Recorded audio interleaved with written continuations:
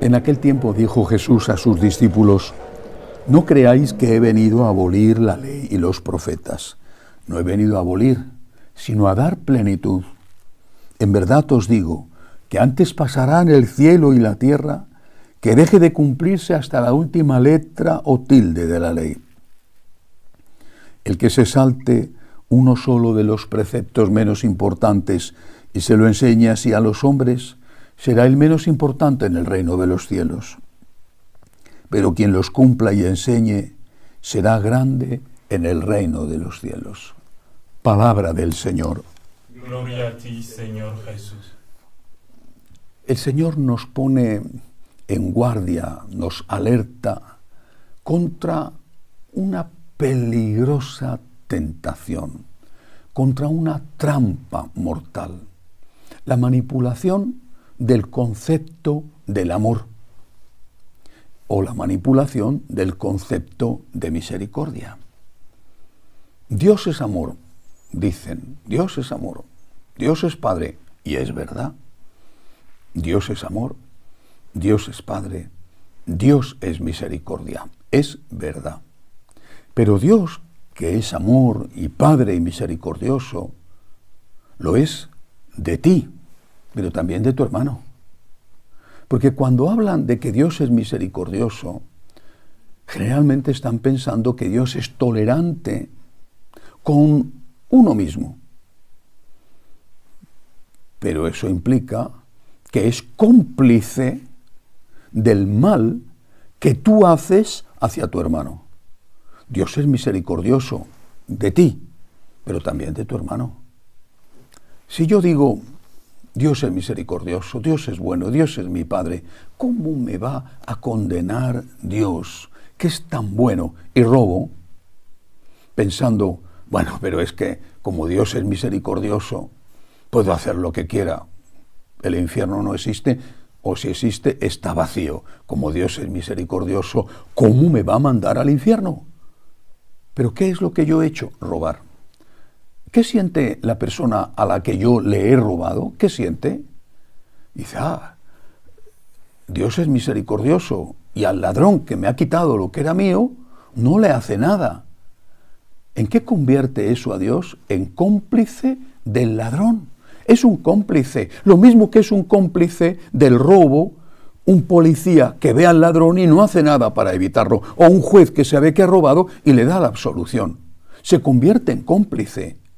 Este concepto de Dios misericordioso, que tolera todo, el Dios tolerante, es un concepto espantoso, terrible, demoníaco de Dios. ¿Por qué? Porque convierte a Dios en cómplice del mal. A ver, tú dices: Dios es misericordioso.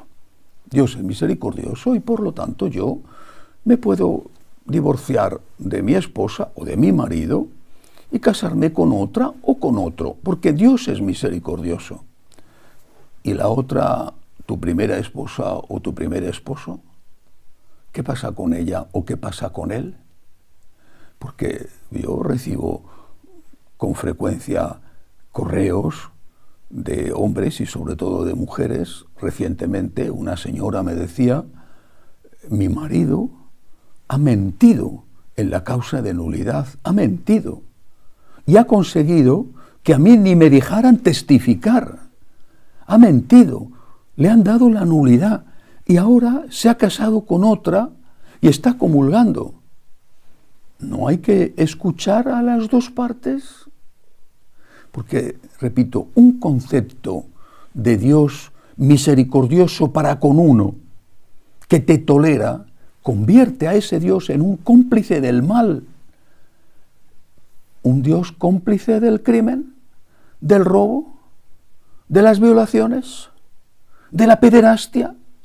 Un Dios cómplice del tráfico de armas, del tráfico de mujeres, del tráfico de drogas.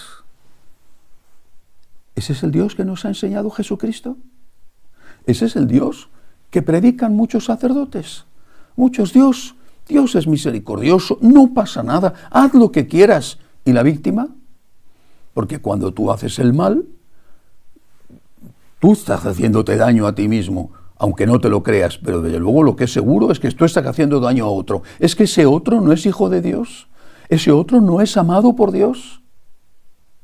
Y si a ti Dios te dice, no pasa nada, ¿cómo se siente el otro?